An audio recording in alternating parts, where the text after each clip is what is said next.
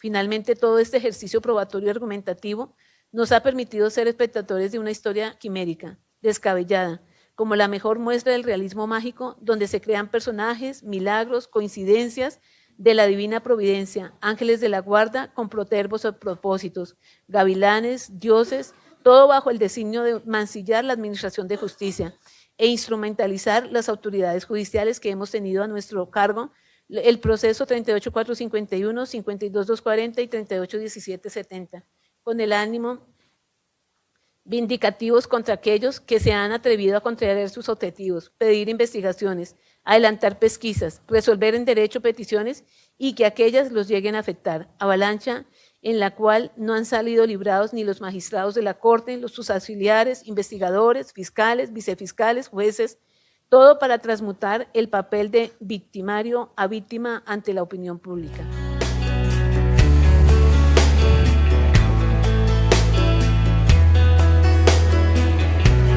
Fantástica y bendecida tarde del martes 29 de julio del 2025, cuando se están cumpliendo 1087 días del gobierno del cambio, del primer gobierno progresista y perteneciente al pueblo colombiano. Les decimos bienvenidos una vez más aquí a Colombia con C, y por supuesto que le damos las gracias a todos ustedes por su impresionante apoyo.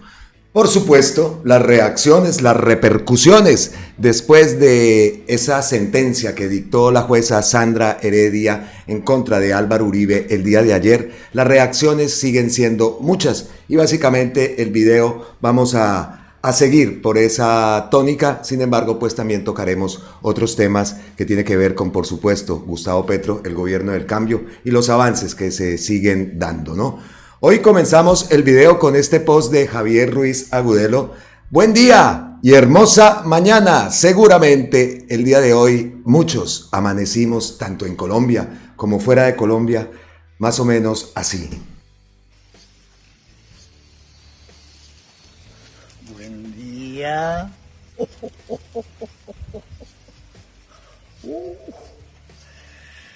Hermosa mañana, ¿verdad?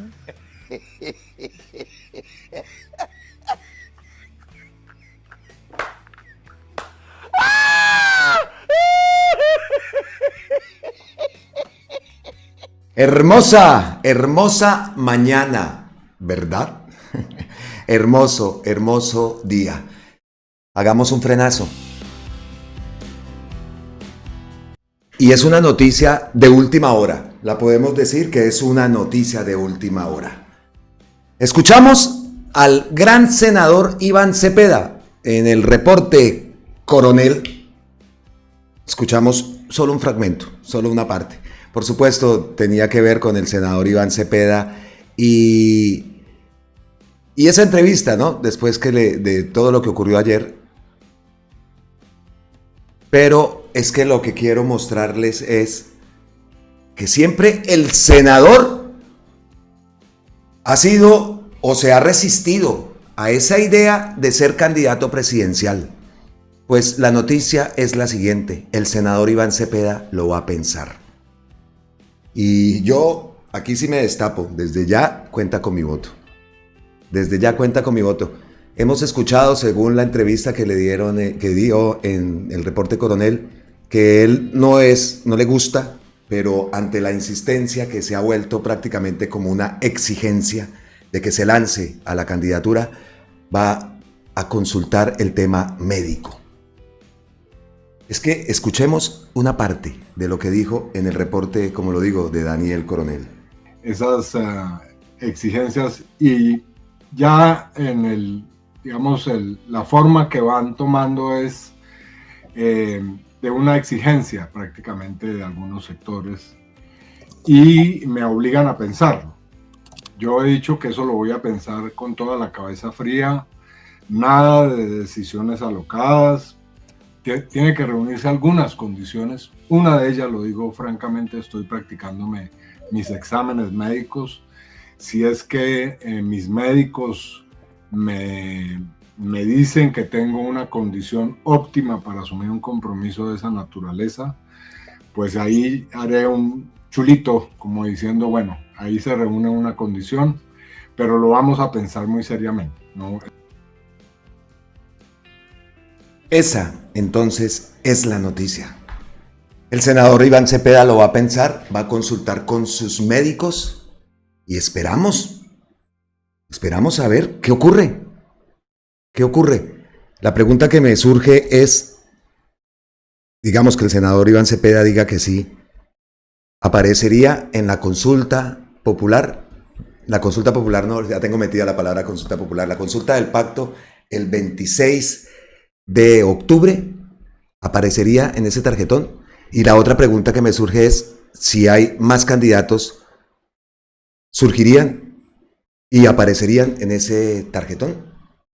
Ahí nos queda, y por lo menos una luz de esperanza, que por supuesto enriquecería muchísimo el debate, la presencia del senador Iván Cepeda, y somos muchos los que nos gusta esta candidatura, pero ante todo lo que deseamos es buena salud.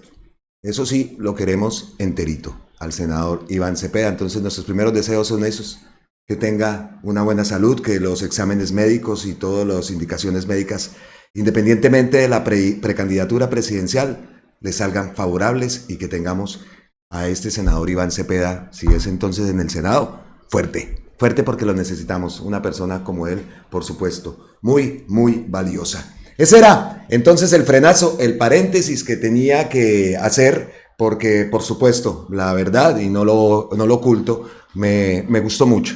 Me gustó mucho que por lo menos ya se diga que lo va a pensar. Bueno, sigamos entonces, porque aparte de lo que dijimos en el video anterior, los invito a que lo vean las personas que no lo han visto. Trato siempre de tener continuidad en los videos, y siempre es así, ¿no? Por más de que no lo quiera hacer, pues siempre hay una continuación de todo lo que va ocurriendo, y muchas veces a mí me llevo del bulto por la diferencia de horas, pero entonces trato de hacerlo así, de esa forma. En el video anterior nos hicimos varias preguntas. Una, Álvaro Hernán Prada, ya tocamos el tema de Álvaro Hernán Prada, pero otra pregunta que nos surgió y nos hizo recordar cuál era la actuación de la Fiscalía de Barbosa, en este caso de Álvaro Uribe. Buscaron garantizar la impunidad. Eso lo vimos, porque nosotros aquí hacíamos la transmisión de las audiencias antes del juicio, y esas las hicimos todas, y vimos cómo era. Era la Fiscalía, la Procuraduría, Granados, Lombana, todo ese combo contra la defensa de las víctimas. Entonces no se nos puede olvidar, porque es que ahora vemos que incluso Barbosa sale a opinar respecto a la decisión que tomó la jueza Sandra Heredia. ¡Vergüenza! La que deben sentir esos fiscales que en los años 21 y 22, 2021 y 2022, solicitaron fallidamente la preclusión del caso contra el expresidente Álvaro Uribe Vélez. Dos juezas, la 28 y la 42, penal de conocimiento de Bogotá, respectivamente, mujeres, rechazaron la solicitud de los fiscales del caso en la era Barbosa, en aquellos años.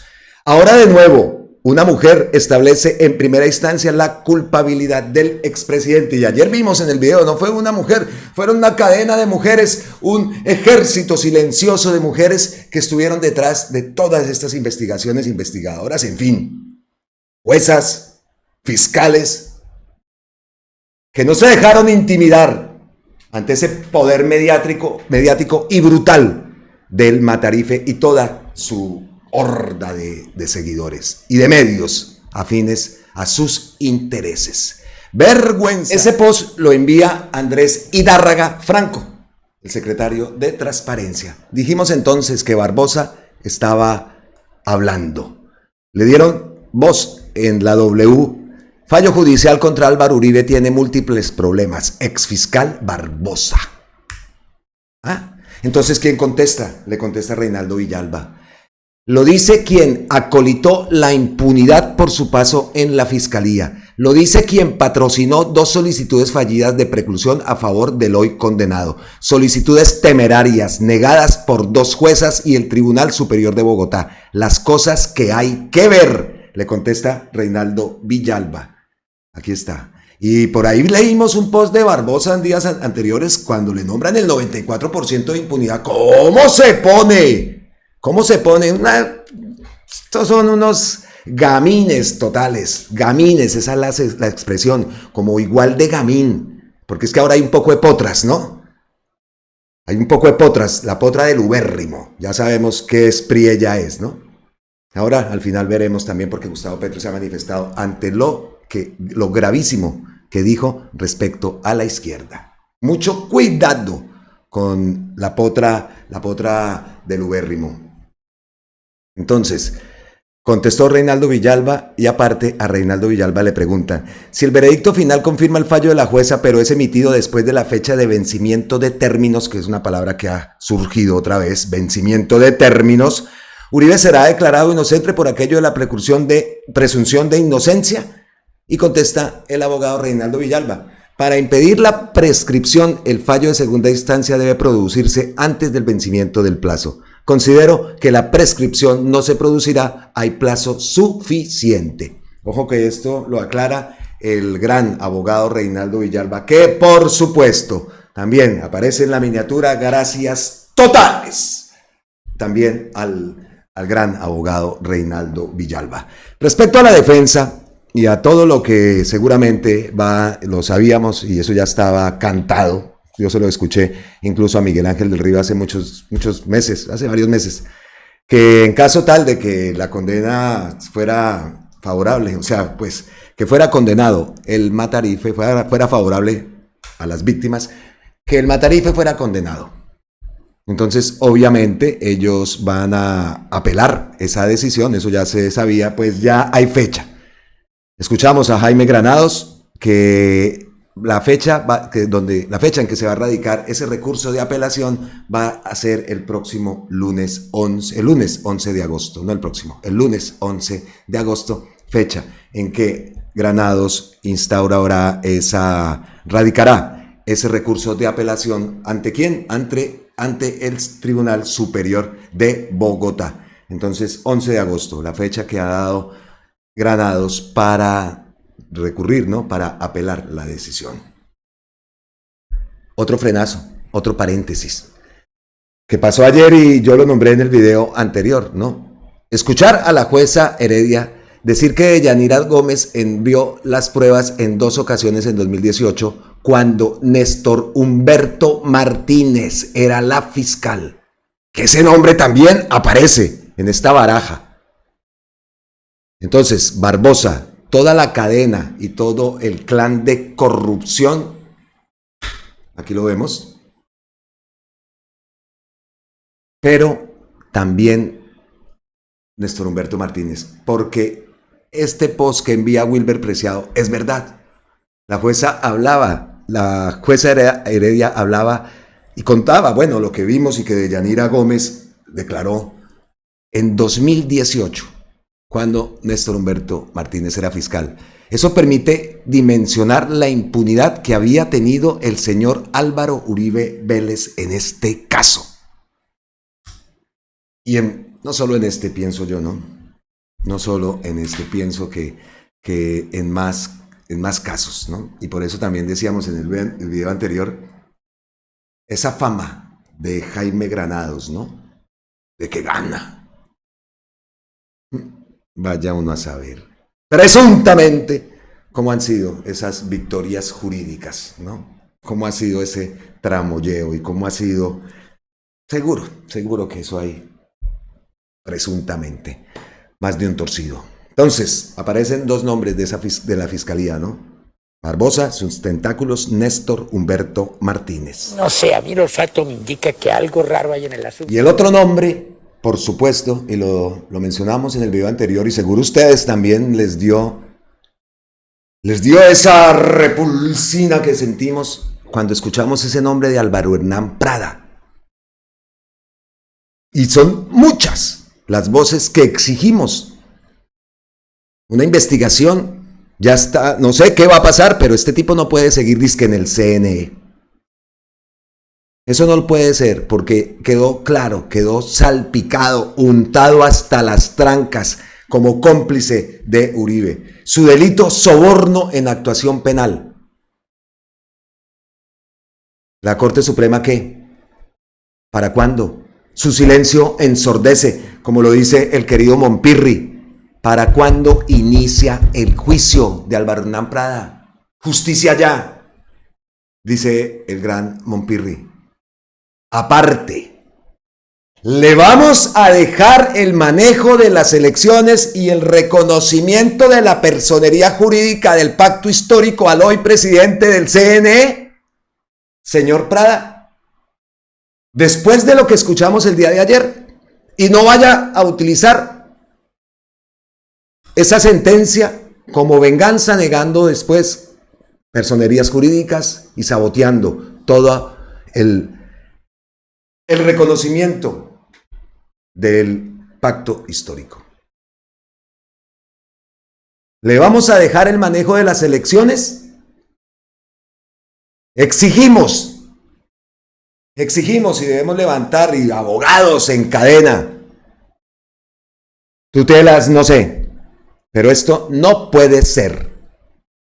No puede ser. Y esa gente está anunciando que sale el progresismo en el 2026. Parece como si tuvieran todo ya estructurado. Y no olvidemos la registraduría, software y todo el cuentico de Thomas Gregg y los hermanos Bautista, que de ingleses no tienen absolutamente nada como era el manejo de eso, ¿no? No se nos olvide el esfero, por ejemplo. Lo primero, una montonera de testigos electorales también se van a necesitar en estas próximas elecciones que se nos avecinan. Pero esto que pregunta doña Ligia, que nos preguntamos todos, ¿qué va a pasar con las elecciones? No tenemos garantías, está clarísimo. Y ténganlo por seguro que los tentáculos que se van a mover para hacer un fraude, incluso como venganza, para volver al poder. Ojo nosotros. Nosotros tenemos que ponernos mosca, como dicen. O si no, nos va a llevar el que sabemos. Organización y exigir. Esto debe ser una exigencia, y no sé cómo llegar a que muchos abogados instauren demandas, tutelas, porque esto no puede ser. Eso no puede ocurrir. Muchas personas, vea, Ángela María Robledo no es simpatizante mía, pero también se pregunta, mi pregunta respetuosa a la Corte Suprema: ¿cuándo conoceremos el fallo sobre Álvaro Hernán Prada, quien, de acuerdo a la condena del día de ayer a Álvaro Uribe, estuvo presuntamente involucrado en soborno a testigos? Es que debía estar apartado desde hace mucho tiempo este tipo, pero no, allá lo pusieron a manejar dizque las elecciones, ¿no? Y que no se nos olvide cómo intentó tumbar al presidente con ese golpe y con esas investigaciones fraudulentas, fuera de los términos, cuando ni siquiera competencia tenían. Cuando tuvieron la oportunidad fue después de las elecciones, y que me imagino que revisaron hasta el último rincón y no pudieron encontrar nada. Sí, encontramos cuál era la forma como nos estaban quitando los votos, que se habla de 500,000, 700,000, bueno, una cantidad impresionante de votos que se habían perdido por la carita. Así que de confianza no tenemos garantías, no sentimos que tengamos garantías. Eso tenemos también que dejarlo claro, y vamos a ver cuáles son las reacciones. Y otro punto que dejamos también en el video anterior, y aquí nuestro homenaje, por supuesto, a las madres de los falsos positivos, a esas 6.402 víctimas, a las víctimas de la escombrera, a las cuchas, con cariño, ¿no? Las cuchas tienen razón, las madres de la escombrera, y por supuesto a don Raúl. Hablamos en el video anterior, todos cuando nombramos estas personas, ¿no? Por supuesto que nos llega a lo más profundo de nuestro corazón, y la historia de don Raúl, sin duda alguna, siempre quedará marcado en nuestros corazones, ¿no? Y recordamos esta imagen en época de pandemia, no se me olvidará. Esto ya había sido título de otro video anterior, y ustedes también, por supuesto, lo saben y lo vieron. incluso muchos allá en la ciudad de Bogotá, cerca de la Plaza de Bolívar, donde tenía parqueada su busetica, su van. Pues volvemos a hablar de don Raúl, por supuesto, esta imagen, y Miguel Ángel del Río. ¿Qué dijo Miguel Ángel del Río? Hace varios años le hice una promesa a don Raúl. Hoy esa promesa se cumplió, pues el día de ayer. Y aquí vemos esa imagen que nunca se nos va a olvidar, nunca va a salir de nuestra mente, de nuestros corazones. Y aquí vemos atrás ese mural: presidente Uribe Vélez, ministro de Defensa Santos, comandante Freddy Padilla de León, cabo Emerson Caballero Cortés, teniente Yanit Pardo Peña. Ni perdón ni olvido. Nunca olvidaremos a don Raúl. Y estaba pendiente del post por supuesto, del doctor Miguel Ángel del Río. Aquí le contesta Time: gracias, doctor del Río. Nunca, wow, se me parte el alma. No olvidaré la lucha de un padre por la justicia que nunca tuvo. Se nos fue don Raúl.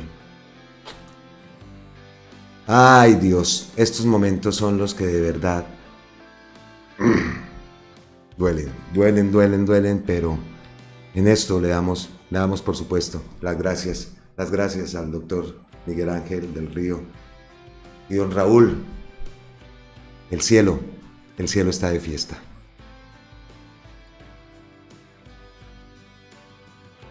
Pero ¿qué viene? Entonces, ahora ya después que supimos y que leímos cómo Granados anunciaba que el 11 de agosto iba a interponer ese recurso de apelación, ¿no?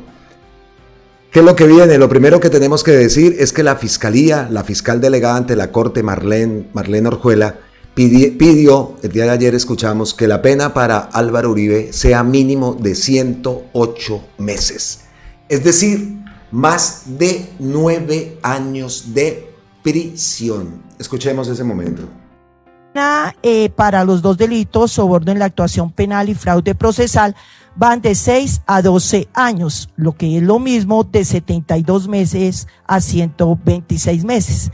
Fijado el ámbito punitivo correspondiente, tenemos que los cuartos medios tienen una movilidad entre 90 meses más un día hasta 126 meses.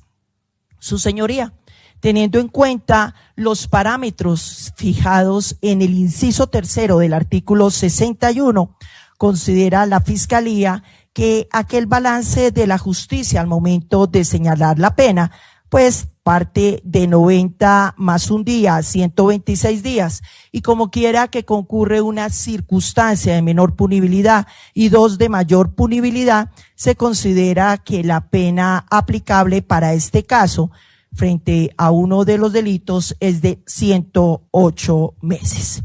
Y como quiera que nos encontramos frente a dos delitos adicionales de soborno en la actuación penal y 3 eventos de fraude procesal, ruego que se aplique el artículo 31 y se haga el aumento de la pena de prisión en otro tanto. Frente a la pena de multa, al hacer el mismo ejercicio de cuartos punitivos, tenemos que frente al soborno en la actuación penal, ese equilibrio de la balanza que se considera conforme al inciso tercero del artículo 61 sería de 1.025 salarios mínimos legales mensuales, mientras que para el fraude procesal sería de 600 salarios mínimos legales mensuales, por lo que la ponderación sería en aumentar otro tanto sin ser superior a los 600 salarios mínimos legales, es decir. Escuchamos entonces, ¿no? 9 años, básicamente es lo que pide la Fiscalía. Nos vamos para la página de RTBC, apelación de Uribe. Inmediatamente después de conocerse el veredicto, el equipo de jurídico de Uribe anunció su intención de apelar la decisión. La defensa discrepa jurídicamente de las valoraciones expresadas en el sentido del fallo por la juez, las cuales serán debatidas por los canales legales establecidos para ello, señalaron los abogados en un comunicado. La defensa enfatiza que esta no es una decisión definitiva y que la presunción de inocencia del expresidente Uribe permanece intacta, recordando que aún existen recursos pendientes por agotar en el sistema judicial. ¿Pero qué es una apelación? Es el recurso legal que permite a una de las partes solicitar a un tribunal superior que revise y posiblemente cambie la decisión de un juez de menor jerarquía. La apelación será estudiada, según el Código Penal colombiano, por la Sala Penal del Tribunal Superior de Bogotá el próximo 1 de agosto. Bueno, ahí el día que se conocerá la sentencia completa y el monto específico de la pena contra el expresidente. Para determinar la condena, la jueza Heredia analizará las condiciones individuales, sociales, familiares, modo de vivir y antecedentes del condenado. Hay un contexto histórico que publica acá RTBC. Esta condena marca un hito en la justicia colombiana y plantea importantes interrogantes sobre el futuro político del expresidente, quien mantiene una significativa influencia en el panorama nacional, por supuesto, como líder de la oposición. Eso también es el otro punto que estamos esperando y que, por supuesto, estaremos muy atentos. Todo el país está atento a esto. Y aquí llego a un punto de cómo comenzó esto. Ya vimos en el video anterior, pues, esa declaración, esa imagen que tampoco se nos olvidará de Diego Cadena siendo recriminado por Cancino, su abogado, cuando decíamos, aquí comenzó todo esto. Y bueno, podemos decir que ahí comenzó, ¿no? Pero hubo, por supuesto, un hecho anterior, y eso fue por allá en el 2014. El momento cuando el senador Iván Cepeda estaba planteando ese debate, donde se demostró, y vamos al hilo de David Flores Ballesteros, donde se demostró la evidencia, la abrumadora evidencia que revelaba la cercanía de Uribe con la narcopolítica. Ahí fue que salió corriendo para la corte con los medios detrás a demandar al senador Iván Cepeda, y el boomerang se le devolvió a Álvaro Uribe. Entonces, repito, un post, un hilo de David Flores. Vamos a ver que es interesantísimo. Carlos Castaño, 00, estaba esperando a Álvaro Uribe. Yo vi cuando se dieron la mano y se abrazaran. En la audiencia, Iván Cepeda comienza caracterizando el fenómeno. La parapolítica fue una alianza entre el narcotráfico, paramilitares y políticos corruptos. Vamos a escuchar eso. Donde el señor Carlos Castaño, Rodrigo 00, Móvil 8 estaban ahí en la calle esperando al señor Álvaro Uribe. Yo vi cuando se dieron la mano, se abrazaron y no sé más de ahí qué pasó, porque de ahí, pues, como es... Un solo caso en el cual yo, como presidente de Colombia o en el ejercicio de mi carrera política, haya tenido debilidad o complacencia frente a la delincuencia.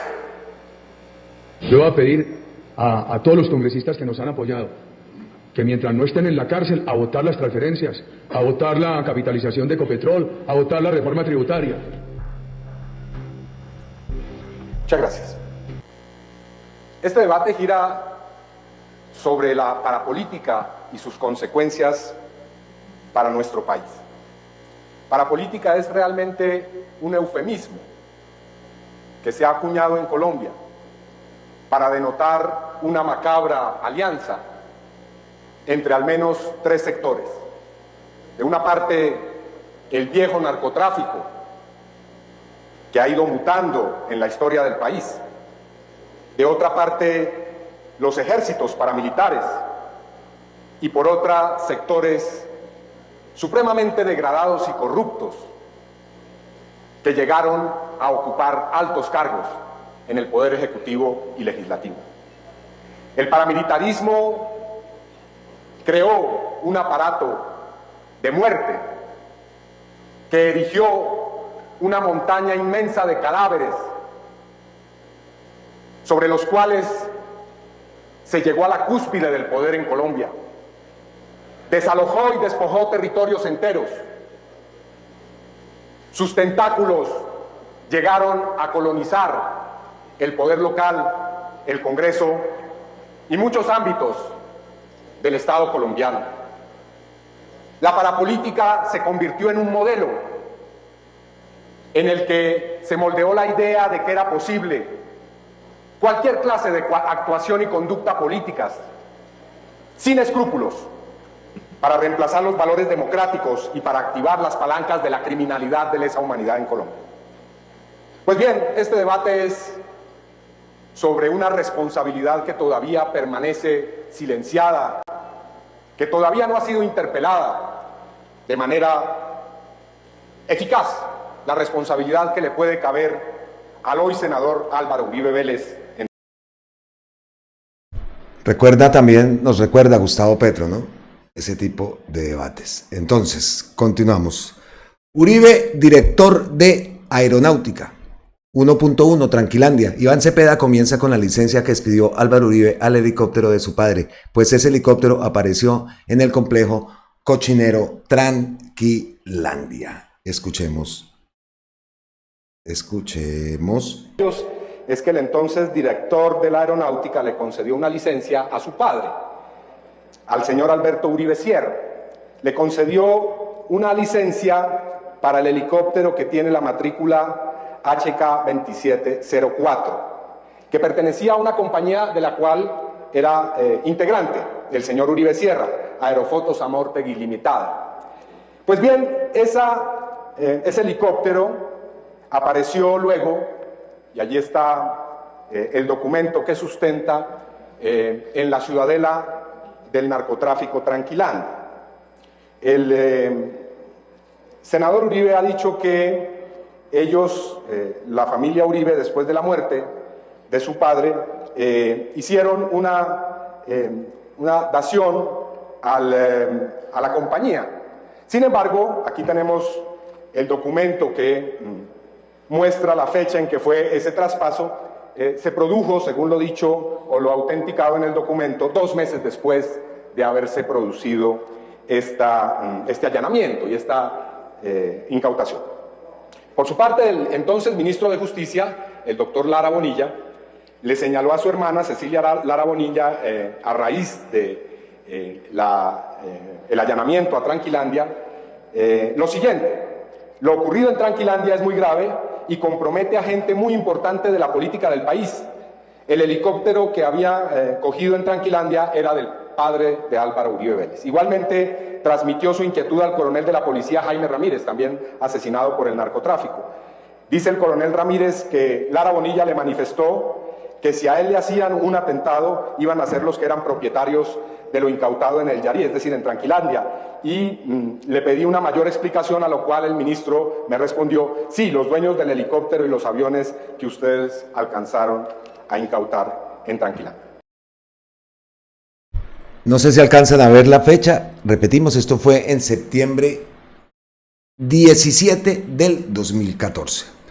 La licencia que Uribe expidió al hermano de Dolly Cifuentes Villa. Pues imagínense que esa parte del clan de los Cifuentes Villa, narcotraficantes aliados con el cartel de Sinaloa. Y Dolly Cifuentes fue pareja sentimental del hermano de Álvaro Uribe, Jaime Alberto Uribe. Continuamos. Además de esta licencia, encontramos una expedida al hermano de la señora Dolly Cifuentes Villa. Como se sabe, el clan de los Cifuentes Villa es uno de los clanes narcotraficantes más importantes que ha tenido lugar en Antioquia, al punto que logró desarrollar una red narcotraficante con el cartel de Sinaloa. Pues bien, el entonces director de la Aeronáutica le concedió la licencia 6506 al señor Héctor Cifuentes Villa, quien ha sido también señalado como parte de esta red de narcotraficantes. Ya de presidente o de expresidente, cuando estalló el escándalo a raíz de la extradición de la señora Dolly Cifuentes a Estados Unidos, Álvaro Uribe dijo que la relación, porque Dolly Cifuentes tenía una relación de pareja con el hermano de Álvaro Uribe, Jaime Alberto, dijo que esa relación era una relación sentimental que le era totalmente ajena y que hacía parte de una historia que realmente no tenía relevancia, a pesar de que Dolly y Jaime Alberto Uribe tuvieron 2 hijos, incluso que tuvieron a uno de ellos en el momento en que se estaba otorgando esta licencia a la cual he hecho relación. O sea que no se trataba de ninguna manera de algo ajeno, como dice el expresidente Uribe, sino por el contrario, de una relación familiar y de una relación en la cual se comenzaron a establecer también nexos comerciales. Además de esta licencia, encontramos una expedición. ¿Cómo la ven? El clan narco de los Cifuentes, continuamos con el hilo, de los Cifuentes Villa, aliados del cartel de Sinaloa, tenían nexos familiares y comerciales con la familia de Álvaro Uribe. Jaime Alberto Uribe, el hermano de Álvaro Uribe, hizo parte de la ganadería La Soguita, Lista Clinton, empresa del clan de los Cifuentes Villa. Escuchemos al senador. Muestre a continuación un documento que atestigua que Jaime Alberto Uribe hizo parte de la ganadería La Sorguita, una empresa perteneciente a los Cifuentes Villa que está en la lista Clinton y que contó con la participación de Jaime Alberto Uribe Vélez y también de Jorge Milton Cifuentes Villa y de Dolly Cifuentes Villa. Pero hay más relaciones económicas entre los Cifuentes y los Uribe Vélez. Por ejemplo, encontramos este interesante dato. El señor Santiago Uribe, también hermano de Álvaro Uribe, compró con las hermanas Ochoa, del clan de los Ochoa, una propiedad en Jericó, Antioquia, en el año 1991. Y a esa propiedad se fueron sumando otros vecinos. Por ejemplo, allí también adquirió un terreno el señor Mario Uribe, primo de Álvaro Uribe, y también la empresa Ganadería La Sorguita. Entre los compradores de ese predio, que puede ser visto ahí, está también Dolly Cifuentes. O sea que ninguna relación de carácter ajeno, distante, familiar, no, una relación completa. Se entrega licencias, al mismo tiempo se tienen relaciones familiares, pero al mismo tiempo se tienen relaciones económicas, se tienen relaciones a través también de recursos del Estado, porque además de todo, la empresa Bioforestal S.A., como muestra esta diapositiva, extinguida a los Cifuentes Villa porque también figuraba en la lista Clinton, fue beneficiada con ni más ni menos 1.054 millones de pesos con el programa de Agroingreso Seguro. Agroingreso Seguro. El banquero de Pablo Escobar. El 27 de junio de 1980, Álvaro Uribe le entrega la licencia de operaciones a la aeronave HK-2487, aeronave que terminó en manos de Luis Carlos Molina, el banquero de Pablo Escobar. Entre quienes le otorgó una licencia, pero hay más, entre quienes le otorgó una licencia a Álvaro Uribe en esas épocas de la aeronáutica está el señor Luis Carlos Molina Yepes. El 27 de junio de 1980, el entonces director de la aeronáutica concedió licencia de operaciones a una aeronave. Allí figura la matrícula HK-2487, aeronave que fue vendida a Luis Carlos Molina Yepes en el año 1981 y que la Dirección Nacional de Fiscalías le aplicó extinción de dominio el 16 de marzo de 2006. Bueno, eso puede sonar todo como un hecho banal y trivial, pero ¿quién es el señor Luis Carlos Molina? Bueno, Luis Carlos Molina es el banquero de Pablo Escobar. Es del círculo, del núcleo central del cartel de Medellín. Luis Carlos Molina, el banquero de Pablo Escobar, compartió junta directiva con Álvaro Uribe en 1983, empresa que al parecer fue fachada del cartel de Medellín, empresa vinculada con el asesinato de Guillermo Cano, director del Espectador. Pero además de eso, como si fuera poco, y está hoy en las páginas del Espectador, el señor Luis Carlos Molina compartió junta directiva con la empresa Confirmesa en el año 83 con Álvaro Uribe Vélez. Aquí está la Cámara de Comercio a disposición de ustedes. En ese año, en el año 83, Álvaro Uribe participó en la misma junta directiva de una empresa que probablemente era fachada del cartel de Medellín. Y participó, ni más ni menos, que con la persona que fue condenada por el asesinato del director del diario El Espectador, Guillermo Cano. Es decir, estamos ante una relación comercial entre Álvaro Uribe y el cartel de Medellín, ni más ni menos. Señor senador. De esa misma empresa hacía parte el señor Carlos Alberto Gaviria Vélez, hermano del senador José Obdulio Gaviria. Vamos a ver quién tiene que ocultar aquí, doctor José Obdulio. Porque el señor Carlos Alberto Gaviria tenía tratos con la gente que asesinó al director del Espectador, a Guillermo Cano, por decir la verdad, por atreverse a decir cosas como las que estoy diciendo yo aquí. Ese fue el senador Iván Cepeda. 17 de septiembre del 2014. Como dicen por aquí, con dos cojones, ¿ah? ¿Cómo me recuerda? También a Gustavo Petro. Espere que aquí me adelanté En 1983, Álvaro Uribe entregó licencia al piloto favorito de Pablo Escobar, Álvaro Suárez Granados, alias Coco. Luego fue piloto de los Rodríguez Orejuela. De las que quiero mostrar, porque hay muchas otras que ustedes pueden encontrar de estas licencias en la presentación que estoy haciendo, está la licencia al piloto favorito de Pablo Escobar, al señor Álvaro Suárez Granados. En la parte de abajo de la siguiente diapositiva, por favor. Dicen que esa diapositiva tenía problemas. Bueno, está ubicada la licencia. El señor Suárez Granados fue el piloto de Escobar, tenía el alias de Coco porque llevaba mucha cocaína a México, pero después pasó a ser piloto de los Rodríguez Orejuela y continuó su exitosa carrera narcotraficante en el Cartel del Norte del Valle, hasta que fundó su propia empresa de narcotráfico. Es decir, ¿qué más? Uribe, alcalde de Medellín, 1982.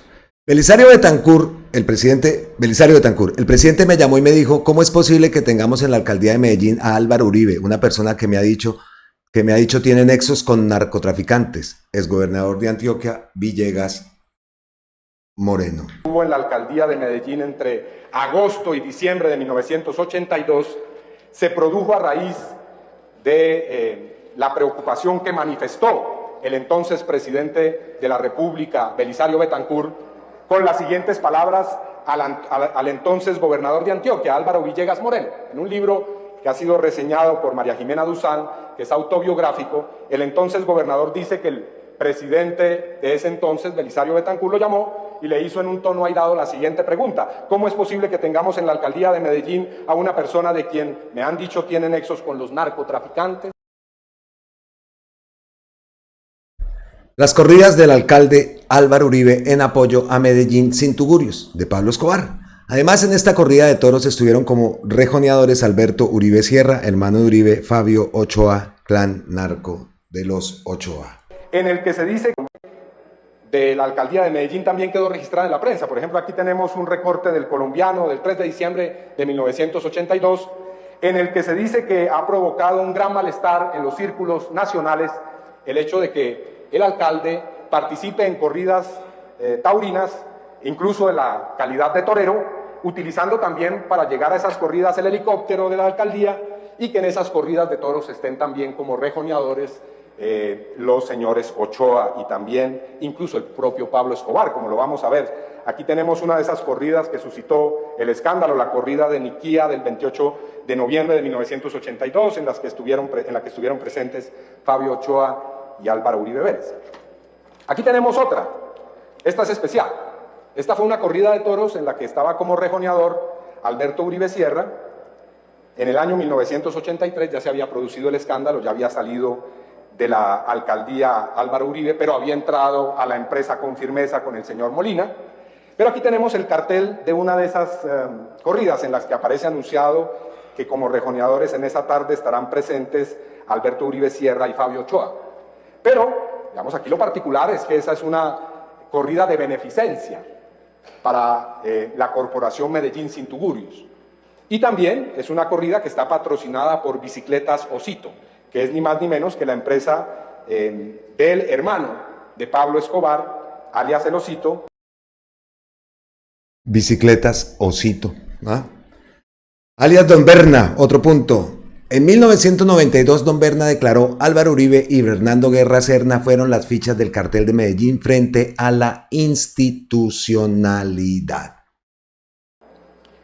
Estos hechos de alguna manera han sido también ratificados por otras fuentes.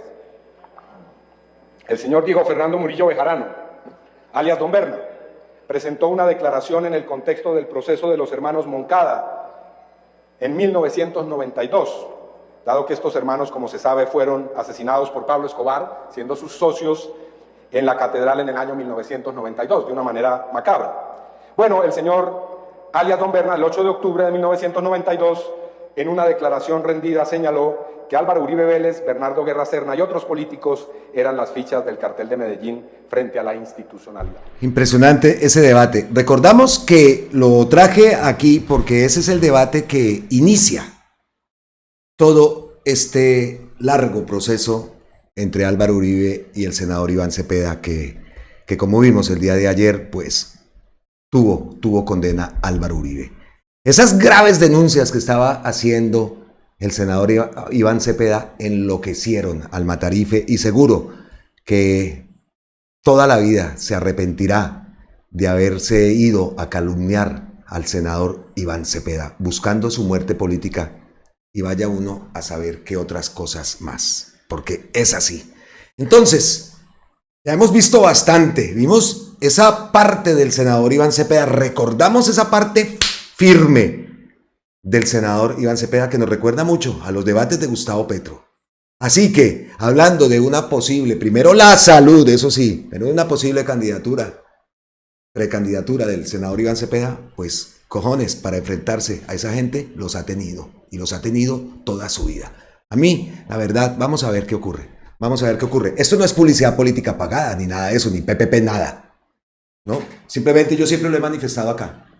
Mi admiración hacia el senador Iván Cepeda, y soy creído por eso, pues tuve la oportunidad de entrevistarlo y manifestarle la admiración que sentía personalmente, y por supuesto también la manifestación, porque en mi casa, a pesar de que en mi casa no eran seguidores de izquierda, a mi mamá le afectó mucho y siempre la escuchaba hablando de Bernardo Jaramillo Ossa. Me decía incluso los rizos, los churcos de Bernardo Jaramillo Ossa, y el dolor tan grande. Me acuerdo perfectamente cuando ocurrió lo del senador, lo del papá de Iván Cepeda. Entonces en mi casa la palabra, el nombre del senador Iván Cepeda, de Manuel Cepeda, eran nombradas, y repito, no era que mi madre fuera de izquierda ni nada, por el contrario, mi mamá era conservadora. Ella era conservadora, pero sí le impactó esto, y por supuesto, pues toda esa ola de asesinatos, cómo exterminaron a la Unión Patriótica, y todo eso uno lo tiene en mente. La noche que pusieron 9 bombas en Bogotá, en mente. El día que le hicieron el atentado a Maza Márquez, el primer atentado en la séptima, cuando iba pasando con sus escoltas, con su caravana, que murió muchísima gente sobre la séptima. Me acuerdo perfectamente de ese día. La bomba del DAS, por supuesto. En el mismo año de la bomba del DAS, días antes, yo sufrí este accidente con pólvora. No, fue después, porque la bomba del DAS fue el 6, sí, esto fue el 13 de diciembre de ese año, y la bomba del DAS fue como el 7, 8, no recuerdo exactamente la fecha, pero fue unos días antes, y a mí me pasó esto con pólvora, y yo en la clínica, conocí a una persona que trabajaba en una empresa de blindajes, alrededor del DAS, una empresa, había una zona comercial, y esa empresa de blindajes, las tejas, cuando la explosión, le cayeron en la mano, le cayeron así, y lo vi cómo les había cortado las manos y se las habían unido con cables. Yo también andaba con mi mano, pues imagínense, a mí me tuvieron que hacer injerto. Esto fue tenaz, me salvaron el dedo de milagro por aquí. También terminé, eso, mi mamá casi se me muere ese día de ver todo lo que me había pasado, casi me mato. Con 15 años más o menos, sí, más o menos 15 años tenía cuando ocurrió esto. Entonces, me acuerdo de mucho de esos datos y de la historia del senador Iván Cepeda, ¿no? Que es que le cuento que oiga, el senador Iván Cepeda, que está uno acostumbrado a verlo tan pasivo, él ahí, no, esa parte frentera, digámoslo así para utilizar términos populares, del gran senador Iván Cepeda. Bueno, sigamos porque se me está alargando el contenido. El resumen de ese debate, en cifras y hechos de ese debate del 2014, 84 acusaciones de la Comisión de Acusaciones de la Cámara de Representantes, 7 investigaciones preliminares en la Fiscalía General de la Nación, una investigación preliminar ante la Corte Suprema, querella en España, 24 paramilitares que han testificado contra Uribe, 8 sentencias judiciales con elementos que podrían comprometer a Uribe, 2 sentencias de la Corte Interamericana de Derechos Humanos, 15 funcionarios públicos han testificado en contra de Álvaro Uribe. Puesto esto en términos de cifras, que aquí no se trata simplemente de un testimonio, de un documento, de una aseveración. Tenemos que contra el hoy senador Álvaro Uribe hay 84 acusaciones ante la Comisión de Investigación y Acusación de la Cámara, que duermen el sueño de los justos. Existen 7 investigaciones preliminares en la Fiscalía General, lamento que no esté aquí el señor fiscal. Existe al menos una investigación preliminar ante la Corte Suprema de Justicia, Existe una querella en su contra ante el Juzgado de Instrucción número 46 de Madrid, España, por delito de descubrimiento y revelación de secretos de ciudadanos colombianos refugiados en España, periodistas españoles y asociaciones de derechos humanos de ese país. Existen 24, por lo menos hasta ahora, 24 paramilitares que han hecho distinta clase de afirmaciones que comprometerían a Álvaro Uribe en distintos momentos de su carrera política. Esos testimonios y esos testigos, su lista está en la versión del debate que está en el sitio web que he indicado. Pero también hay testigos que no son paramilitares ni narcotraficantes. Y también hay hechos que ha reconocido el propio senador Uribe. Bueno, al menos hay 8 sentencias judiciales en las cuales hay elementos que podrían, de una u otra forma, comprometer la responsabilidad. Y vamos llegando entonces al final de este hilo, como resumen. Vean lo que dice el senador Iván Cepeda en este recorderis que quise hacer, porque aquí fue que comenzó, como lo digo, el boomerang que se le devolvió a Álvaro Uribe. Entonces, ya para finalizar, un resumen. Ha tomado toda clase de decisiones que han favorecido de una manera u otra a personas vinculadas al paramilitarismo y al narcotráfico. Ha entregado, como vimos, licencias de hangares, de aviones y de pistas a personas vinculadas al narcotráfico. Ha legalizado empresas de seguridad con vivir integradas o dirigidas por paramilitares. Ha abogado por un referendo que buscaba eliminar la extradición en el momento en el cual el cartel de Medellín y las organizaciones del narcotráfico presionaban para que precisamente se eliminara y se aboliera la extradición. Ha nombrado en cargos públicos a personas que han sido denunciadas por ese tipo de vínculos criminales y ha defendido, promovido, condecorado a funcionarios públicos que estaban acusados y que después han sido condenados y que después de haber sido condenados incluso siguen siendo de alguna manera justificados. Ha promovido activamente que funcionarios que están siendo requeridos por la justicia colombiana emprendan el camino de la fuga y de la evasión de la justicia. En fin.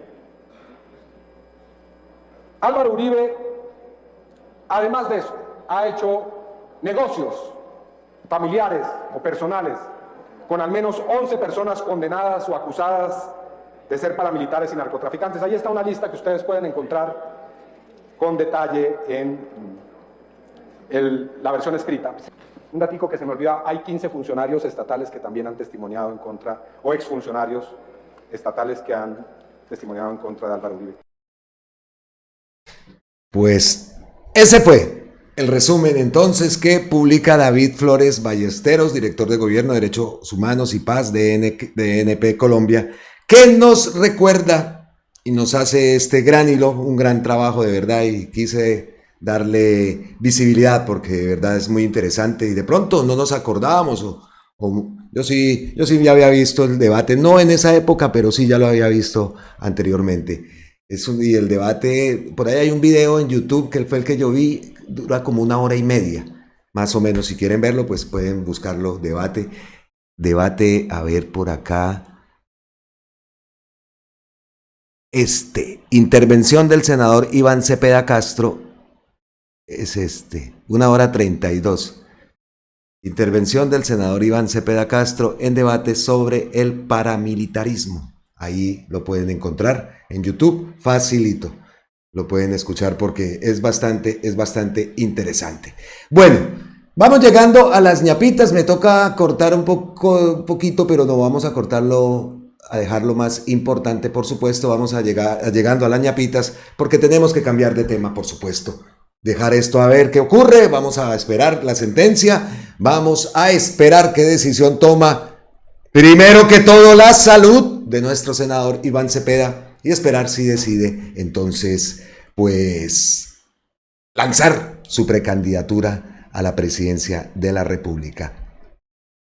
Es que suena, ¿no? Suena bastante, la verdad. Bueno, independientemente de sus gustos, aquí no imponemos nada. Cada uno que los que les gusta a Carolina, que gusta a Bolívar. Aquí mi esposa es de Bolívar, por ejemplo. Yo soy de Cepeda. Y bueno, y para el que sea, eso sí, estamos decididos a asumir ¿Cuál va a ser la persona que va a continuar, la bandera progresista, la persona que va a continuar a ganar esa consulta? Pues con toda, sea ella, sea él, nos vamos de cabeza, porque no hay de otra, en eso sí, nada de divisiones. Entonces, dejamos este tema, vamos con las ñapitas y vamos a escuchar, hombre, a Gustavo Petro, vamos a escuchar a la ministra de las Culturas, Yanay Cadamani, que hubo un acto el día de ayer en Santa Marta. En el video anterior vimos a Gustavo Petro en la Sierra Nevada, se anuncia la entrega de una universidad en Córdoba, pero también hubo un gran acto y fue la entrega de dotación de instrumentos musicales Artes para la Paz. La ministra de Cultura, Cadamani Yanay, destacó que el gobierno del presidente Gustavo Petro ha hecho la apuesta cultural y artística más importante en la historia del país, en donde se ha garantizado el acceso a la educación artística y cultural en las instituciones educativas. También destacó que el ministerio ha contado con un presupuesto que ha permitido llevar la educación artística al 70% del territorio nacional. Escuchemos entonces. Los sabedores, sabedoras del arte y la cultura que mantienen la memoria viva de un territorio. Porque tengo la plena certeza que todos nosotros sabemos que una sociedad se construye a partir de los valores culturales que la fundamentan. Somos nosotros quienes mantenemos las identidades, las memorias, a partir de las expresiones vivas de nuestros territorios, de nuestras músicas, que es la memoria del cuerpo, de nuestras danzas, de nuestros cantos. Es así que se construye una nación pluricultural como es Colombia. Y sin miedo a equivocarme, tengo la plena certeza que este gobierno ha hecho la apuesta cultural y artística más importante en la historia de este país. Y es la apuesta al derecho a la educación artística y cultural en todos los establecimientos públicos y educativos en todo el territorio nacional. Este gobierno le ha entregado al Ministerio de las Culturas, las Artes y los Saberes el presupuesto más alto en su historia. Y esto para poder llegar al país.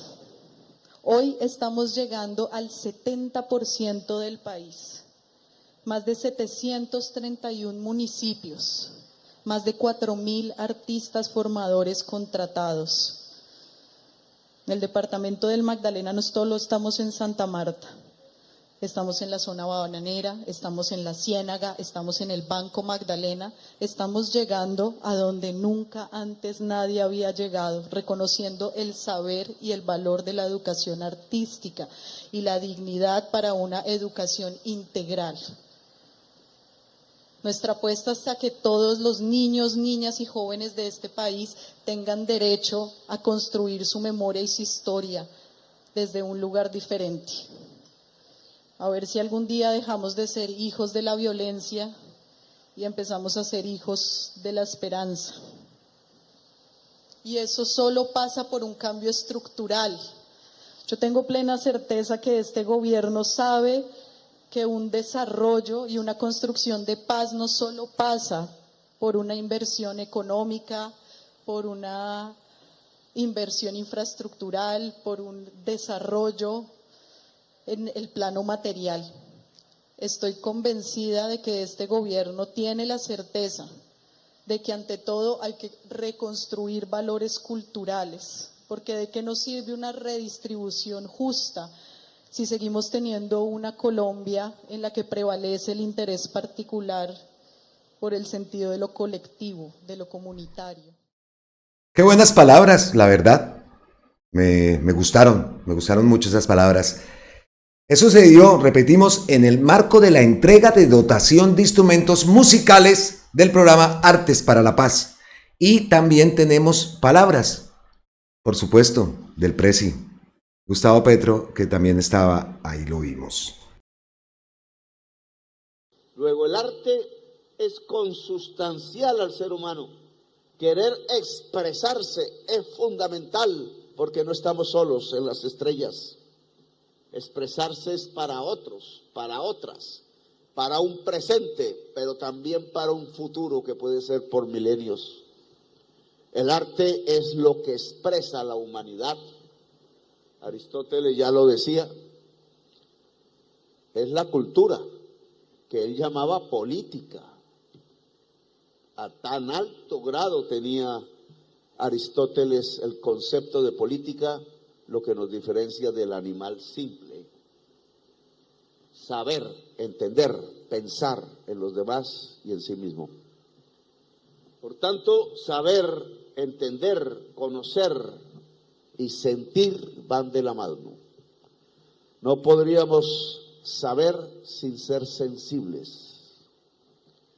Saber sin sensibilidad a veces solo sirve para hacer bombas atómicas o para lanzar esas bombas con matemáticas precisas sobre el edificio en donde viven decenas de niños y de niñas como en Palestina.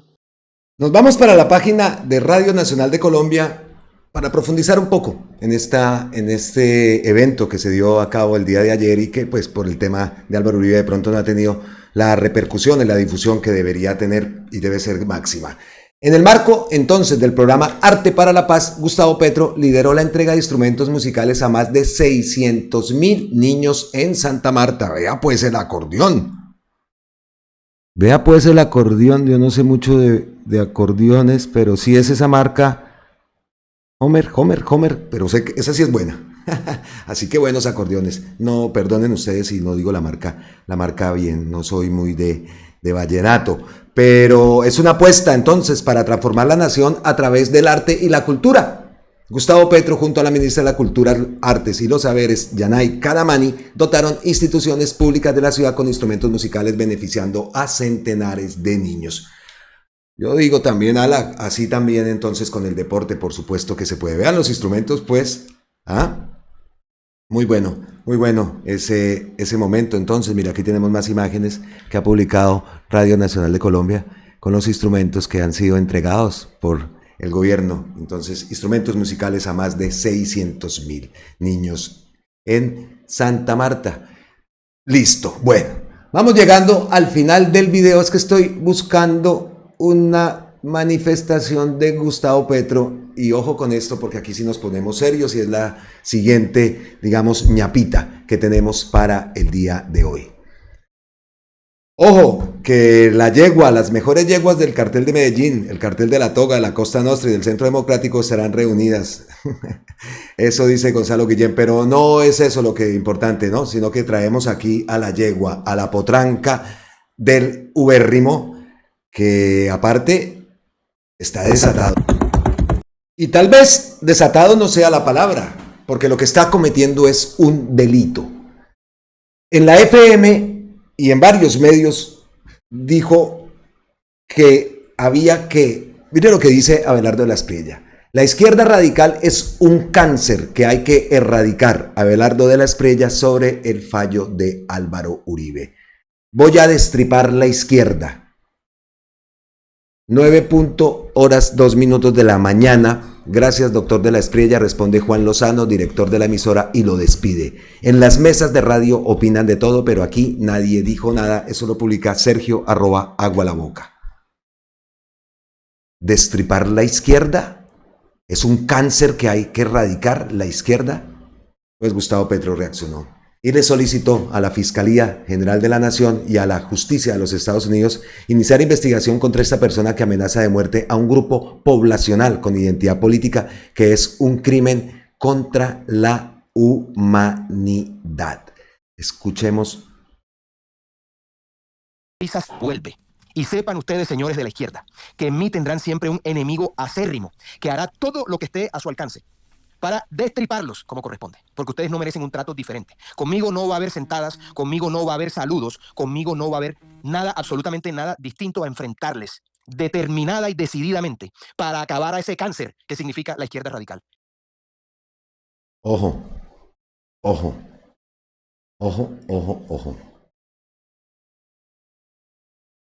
Increíble esto. Grave. Pero imbéciles como esos, hay muchos. Y vean quién apareció. Este gran imbécil no se cansa de hacer el ridículo en redes. Uno no puede ser más bufón y ridículo en la vida. Este como que es tocayo mío, ¿no? Este tipo como que también se llama Osvaldo. Acabó Álvaro Uribe porque va preso, lo acallan, lo censuran, lo silencian y con él a todos aquellos que nos atrevamos a levantar la voz, porque si nuestro líder político es un delincuente, se supone que nosotros también lo somos y no lo somos. Es indignación. Esta vaina no tenía que pasar así. No podía pasar así. Que tengan los...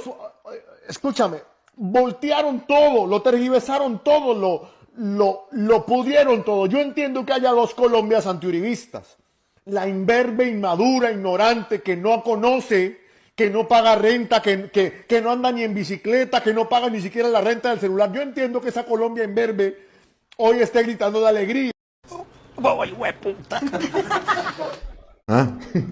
Ay, Dios mío, Dios mío, Dios mío. Por eso también viene bien haber pasado ese hilo recordatorio del debate del gran senador Iván Cepeda. Entonces, ya cerrando este contenido, nos ponemos a pensar de gestores de paz, ¿no? Mancuso, gestor de paz. Y podemos decir, entonces, pues como dicen aquí los memes de la Universidad Nacional, Gustavo Petro le dice a Uribe, entonces, ¿quieres ser gestor de paz? Y llegamos entonces así al final de este contenido. Espero que haya sido de su agrado. Me voy a pegar la revisadita de la cuenta de Gustavo Petro antes de cerrar este video, como siempre lo hacemos. A ver, aquí. Sí, acaba de enviar este post a Polo Polo, que ese también vimos lo que envió, eso lo vimos en el video anterior. Ojo, noticia entonces, publicación de última hora de Gustavo Petro. Esto es una calumnia. Este post lo leímos anteriormente, en el video anterior, y vamos a repetir entonces. La izquierda intentó asesinar con 2 disparos en la cabeza al senador más votado de Colombia. Tiene al país acabado, ahora condena al presidente que estuvo a punto de acabar con la guerrilla. Esto demuestra que a la izquierda no se le debe conceder ni un solo centímetro. Lo leí en el post anterior, en el video anterior, no quiero leerlo más, pero vean ahora la estrategia, ¿no? Ojo, ojo, mi querida Colombia. Ojo, ojo, ojo, mi querida Colombia. Este tipo dice, esos criminales no tienen amigos ni misericordia. El próximo gobierno de derecha no debe mostrar contemplación alguna con ellos. Nada de conciliación, ni siquiera un saludo de mano duro con ellos. Uf, uf, uf, uf, uf, uf. Uf, uf, uf, uf, uf.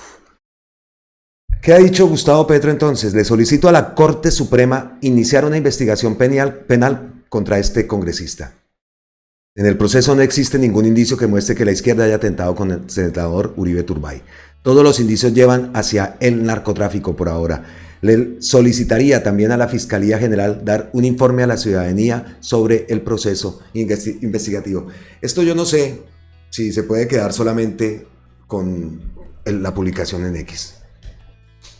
Esto no puede ser y no se puede tampoco esperar que la Corte Suprema entonces tome cartas en el asunto. ¿Quién puede llevar esa denuncia? ¿Quién puede entablar esa denuncia? Porque estamos esperando por parte también de esa Corte Suprema a Álvaro Hernán Prada. Ahora Abelardo de la Espriella. Y entonces esa va a ser ahora la narrativa de acabar con la izquierda. Esa va a ser entonces la narrativa. Ojo, ojo, ojo, ojo. Y Dios mío, Dios mío, Dios, Dios, Dios. Wow, wow, wow. Con eso entonces terminamos este video, la verdad.